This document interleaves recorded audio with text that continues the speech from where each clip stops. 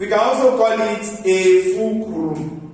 So for name one particular object, fulcrum, support, pivot, knife edge, whichever they call it, it is usually used as a support.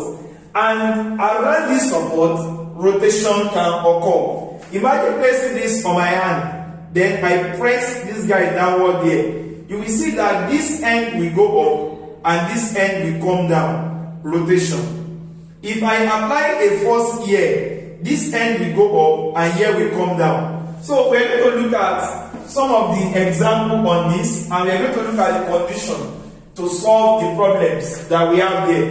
Number one, what we need to know is that there is always a support, and one thing that we now need to know now is if I have a table like this and I place this thing here and the table is balanced, then if I apply a force here, if I call here end A and I call here end B, what do you think that this force F that I put here will do?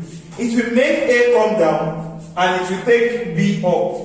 Then this thing will rotate as, look at B going up and A coming down. There is going to be a rotation this way. And a rotation like this, we need to give it a name. Then scientists notice that our clock at home used to go this way. So a movement that looks like this is said to be clockwise. But a movement that goes the opposite way is said to be anti-clockwise turning. The turning of a force now is now going to be referred to as movement of the force. So what movement is this force going to cause? It's going to make an A come down and NB to go up, right? Is that how your clock moves or against clock? So we're going to say the movement is going to be here we go up and here we come down. A will come down, B will go up. This is opposite of how clock moves. So therefore we call it anti-clockwise movement. Who is causing that anti-clockwise rotation or movement? The force F. So what do we now call movements like that? That means that movement is just simply referred to as the turning effect of a force.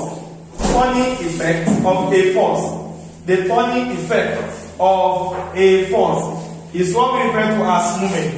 And how do we describe it? It depends on two factors. Number one, it depends on the magnitude of the force, and it depends on the distance, perpendicular distance from this line of action or the force to the support that I'm considering. Therefore, it is the product of the force and the perpendicular distance from the pivot. Don't forget, from the pivot to the line of force. This is what we call moment. So this object will therefore rotate this way. If I don't want it to rotate this way, what would you have done? I can decide to apply another force from here. Should it be downward? No. If I apply it upward, what do you think about that? The force here, if I call this one F2 and I call this one F1, this force F2 will make A go up and make B come down. So therefore, that is going to be what? It's going to give me a turning that looks this way. A going up and B coming down. What do you think about this moment now? A clockwise moment. What if I don't want to apply that force at this point? Can I come and apply it here? Should it go up or come